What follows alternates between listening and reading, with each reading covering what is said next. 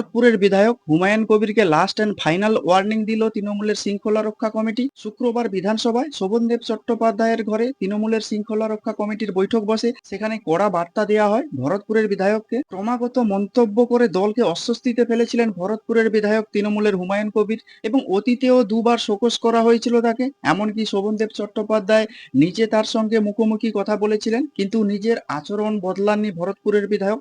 এই অবস্থায় last and final warning চিঠি ধরিয়ে দেওয়া হলো হুমায়ুন কবিরকে। এরপরে সংযত না হলে দল যে তার বিরুদ্ধে কঠিন সিদ্ধান্ত নিতে পারে তা শুক্রবার তৃণমূলের তরফ থেকে পরিষ্কার করে তাকে বলে দেওয়া হয়েছে।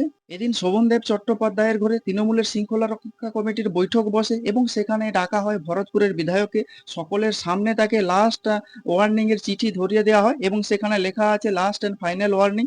এর আগেও একাধিকবার হুমায়ুন কবিরকে শোকজ এবং শৃঙ্খলা রক্ষা কমিটির সামনে সশরীরে হাজিরা দিতে হয়েছিল, কিন্তু তখন তাকে সংযত হওয়ার বার্তা দেওয়া হয়েছিল।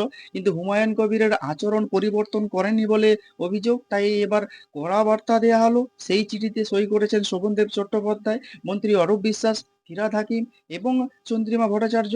গত কয়েকদিন ধরে হুমায়ুন কবির বিভিন্ন সংবাদ মাধ্যমে এবং প্রকাশ্যে এমন কিছু মন্তব্য করেছেন যাতে তৃণমূলের অস্বস্তি বেড়েছে। শাসক দলকে বিড়ম্বনায় পড়তে হয়েছে, তাই শাসক দলের শীর্ষ নেতৃত্বের তরফে নির্দেশ এসেছে এবং তার পরিপ্রেক্ষিতে শৃঙ্খলা কমিটির কড়া পদক্ষেপ করলো। এবার হুমায়ুন কবিরকে সংযত না হলে তার বিধায়ক পদ সংক্রান্ত বিষয়েও হস্তক্ষেপ করতে পারে দল। এদিন তৃণমূল কংগ্রেসের বিধানসভার শৃঙ্খলা রক্ষা কমিটির তরফে শোভনদেব চট্টোপাধ্যায় বলেন, আগেও আমরা হুমায়ুন কবিরকে একাধিকবার সতর্ক করেছি, কিন্তু তার আচরণের মধ্যে কোনো পরিবর্তন লক্ষ্য করা যাচ্ছে না।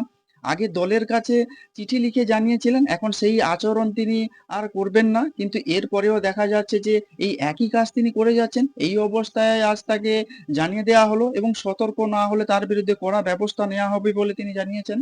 অন্যদিকে হুমায়ুন কবির বিধানসভায় শোভনদেব চট্টোপাধ্যায়ের ঘর থেকে বেরিয়ে বলেছেন, এই চিঠি নিয়ে আমি আপনাদের সামনে কিছু বলবো না, তবে যা বলার তিনি দলের কাছে মুখ খুলেছেন বলে তিনি জানিয়েছেন।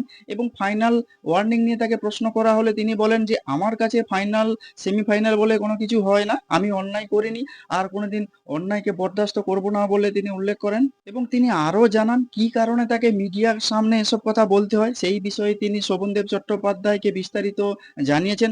যখন শীর্ষ নেতৃত্বের কাছে কোনো অনুনয় বিনয় করে কাজ হয় না, তখন মিডিয়ার সামনে মুখ খুলতে হয় বলে তিনি বলেছেন। তৃণমূল কংগ্রেসের নতুন শৃঙ্খলা রক্ষা কমিটির বৈঠকের পর জানানো হয়, তৃতীয়বার শোকজের পরে যদি সতর্ক না হয় সেক্ষেত্রে সাসপেন্ড করা হতে পারে।